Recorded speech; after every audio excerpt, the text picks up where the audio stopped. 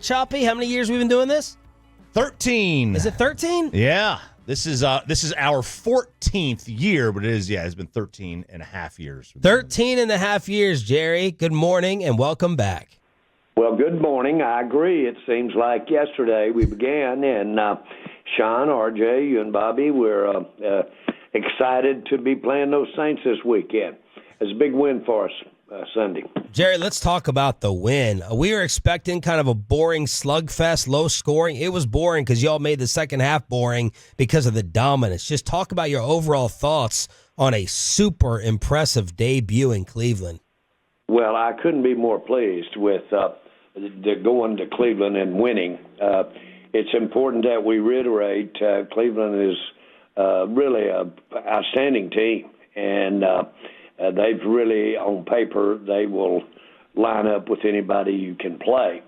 And certainly they're formidable over on their defensive side of the ball. They're formidable at home. And so to go up there on opening day and come out of there with a win with several of the question marks, because we did it with a lot of young people involved in key areas of the game. And I think that bodes well as we look ahead, getting ready for New Orleans. Jerry, what jumped out to you about the defensive performance? Obviously, Zimmer's debut, we were all excited about you picking him up to replace Quinn. And then, Micah Parsons just seemed like he wrecked everything out there. They're changing tackles. They're throwing screens on third down. They're running the football on third down. Can you just talk about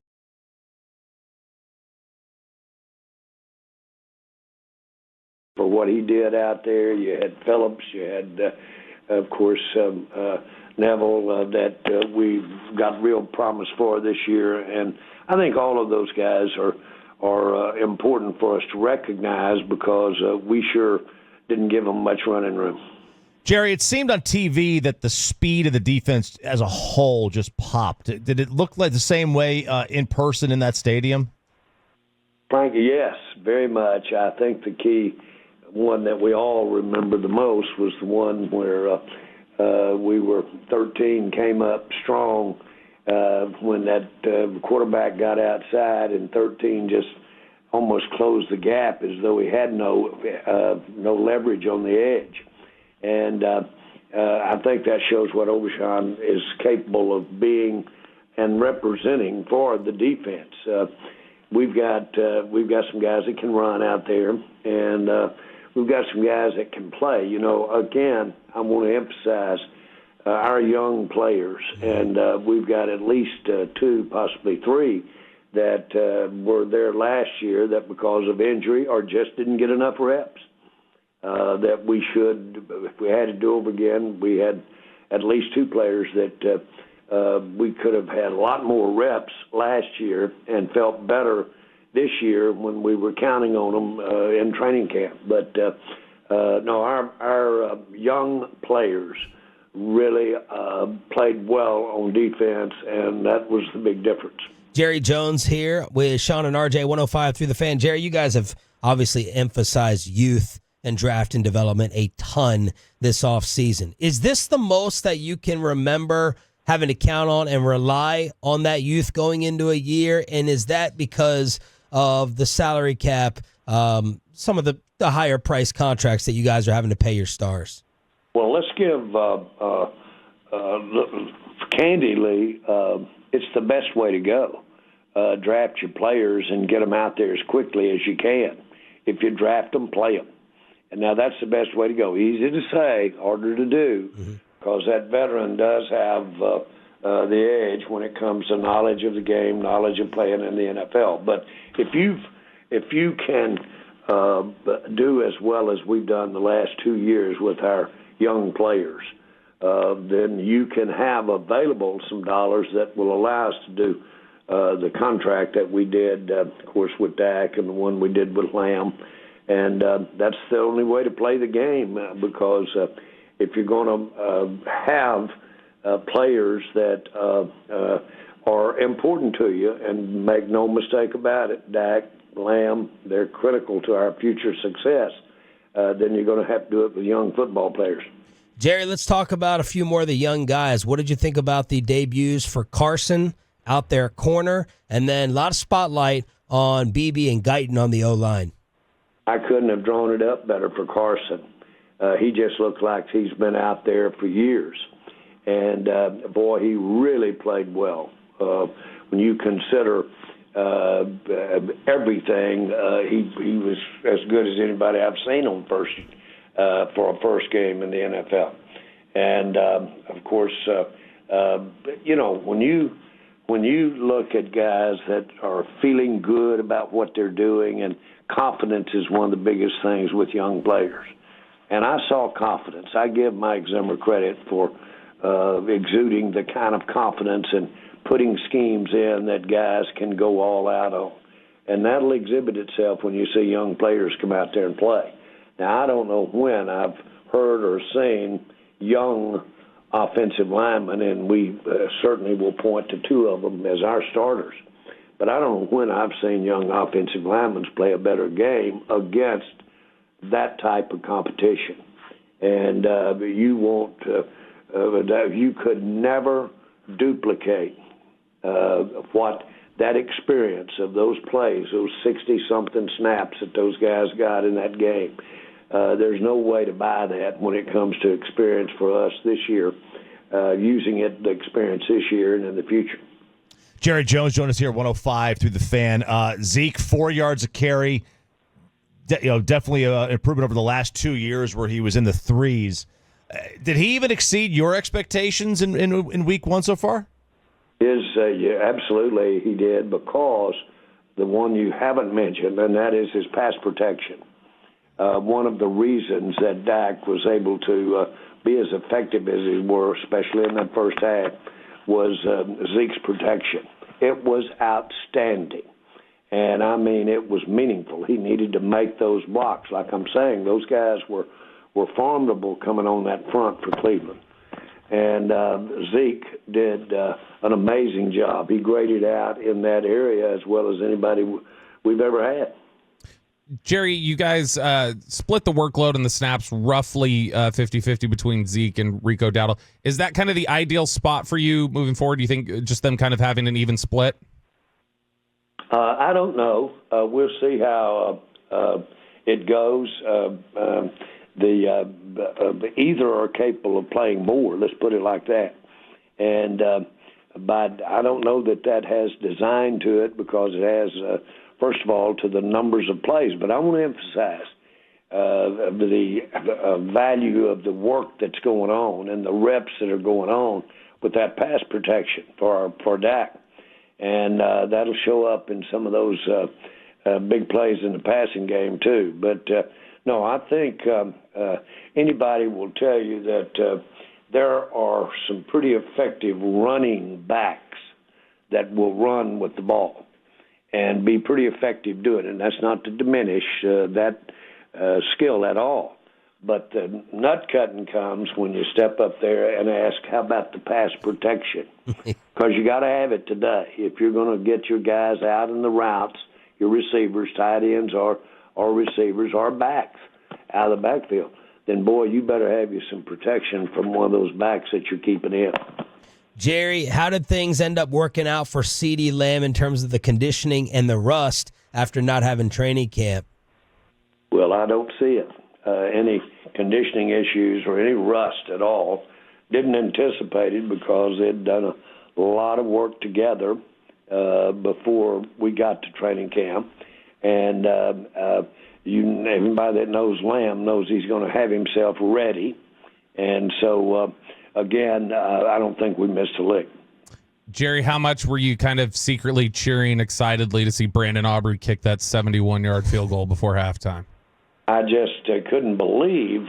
Still haven't got it straight in my mind. I've had not only two direct explanations, but also read several versions of it. But I don't know how we managed to not count the field goal that he got.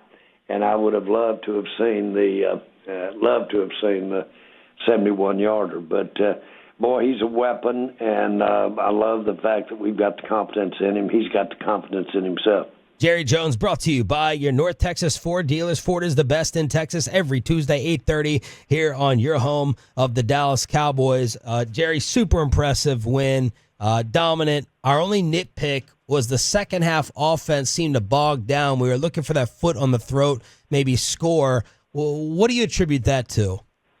I don't think we, on our early part of our possession, I don't think we were able to get anything going with, let's say, the initial attempt to run the ball there early.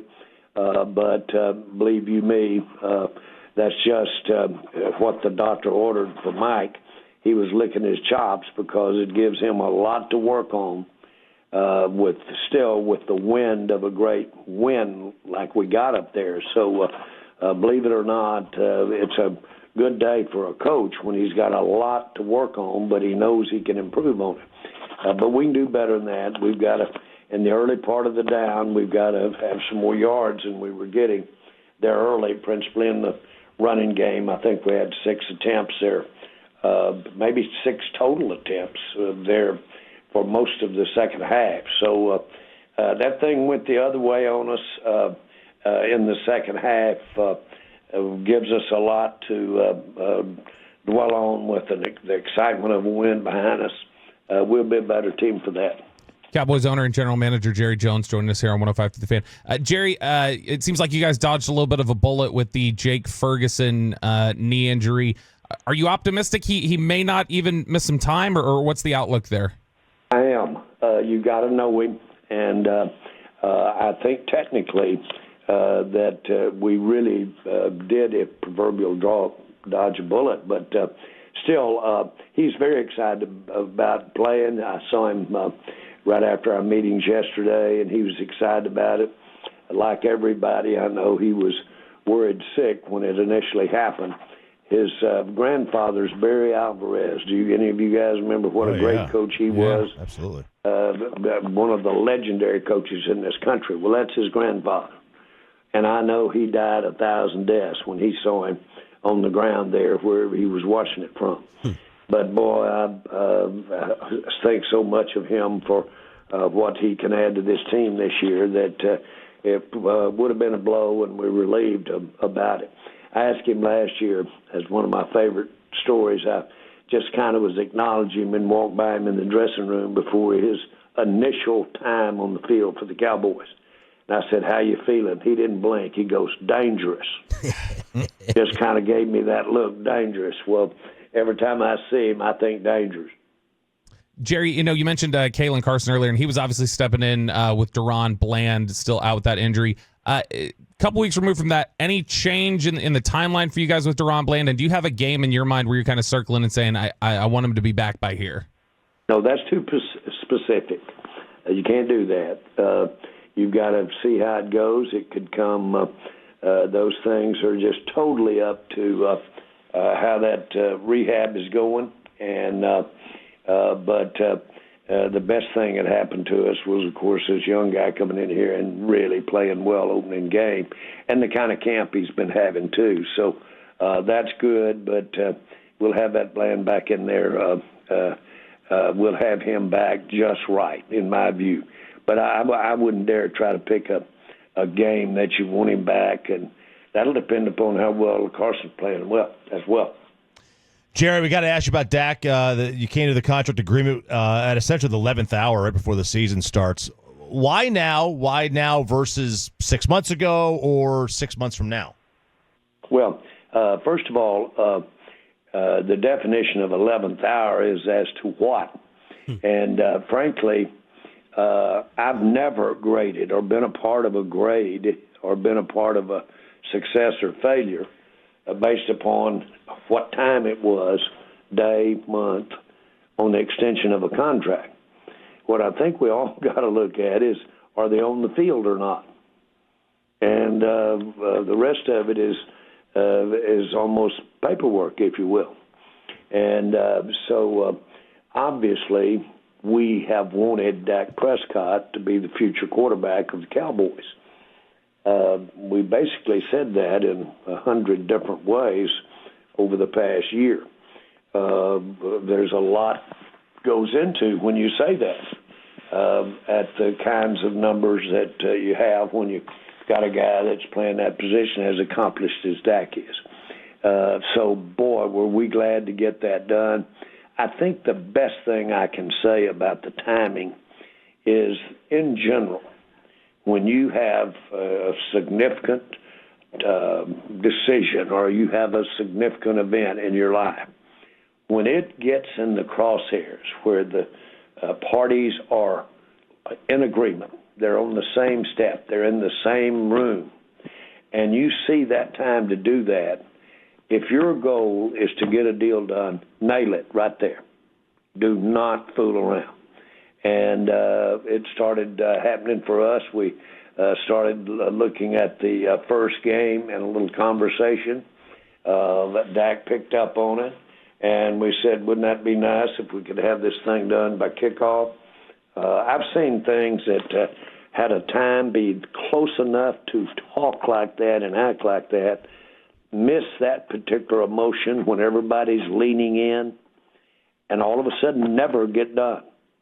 I've seen that happen so many times.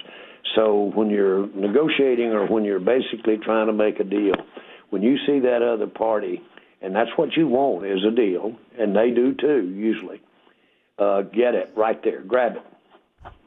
That's what we did. Jerry, if you could help us understand the philosophy of waiting, because we look at it, if the contract was signed a year ago, you might have been able to get him for less money, $5, $6, $10 million a year less versus waiting, because markets change, other quarterbacks get money. Explain the philosophy behind waiting as long as you guys did. Oh, well, I think, first of all, what if you're not right? What if you're not right? What if you're wrong? You shouldn't have extended it.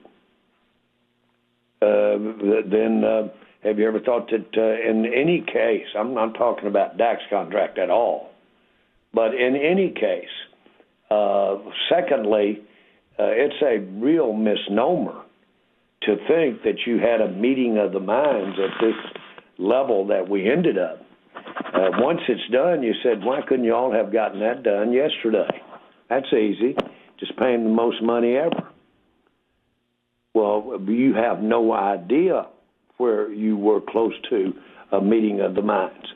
Dak, of course, had the ability to play this out this year and be free in a market that could really reward that very much. And the assumption you're making when you say late in the game on any of these players, have we ever signed the players early and then sorry that we signed them? You guys get your memory cap out. We have, haven't we? Okay? Signed them 2 years too early, a year too early. Didn't see enough. So it does happen.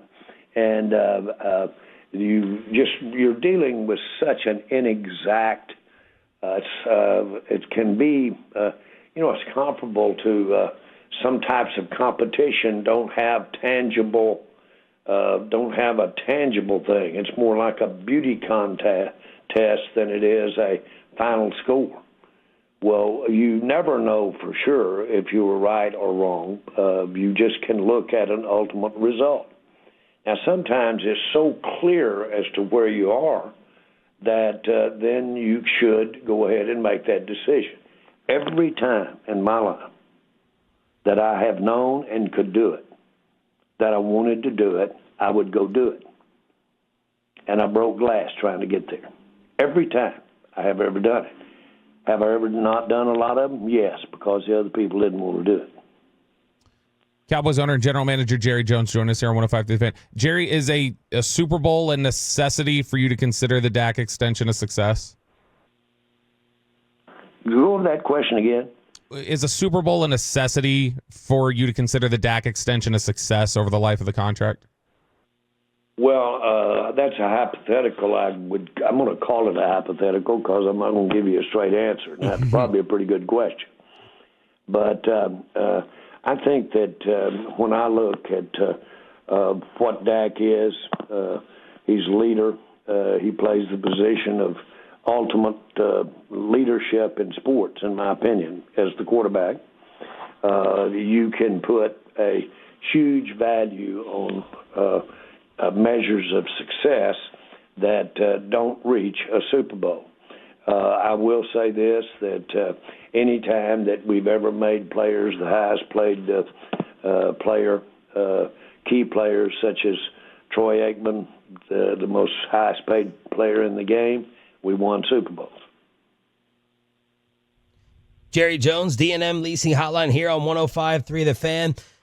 Jerry, I know you touched on this with Stephen A. Smith, but the quarterback of the Cowboys is so polarizing. What do you say to the fan, and you kind of touched on it in one of your press conferences, who say, we haven't even been that close to the NFC Championship in 8 years with the quarterback. Why would it be different now and giving him all that money? Oh, I think you've got to make the assumption that after years of experience, in this case with Dak, that you just don't think they're capable of getting there.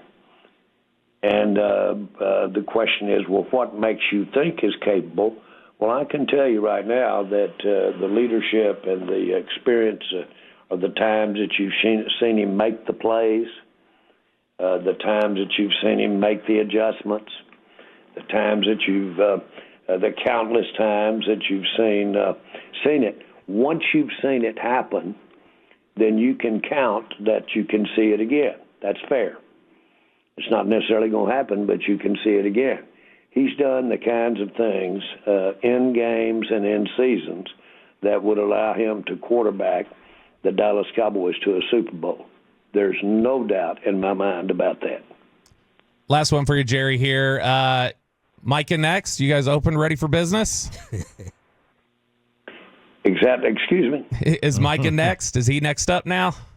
Oh, listen, I really didn't do that deliberately, but obviously he had a great game out there Sunday, and he's an integral part of our team's future, so we'll see where we go. Hey, Jerry, I just have a general question for you real quick. I've always wondered this. It happens in the NBA all the time. We all go through negotiations, and sometimes, we get our feelings hurt, whether it's, Zeke or Lamb or Dak.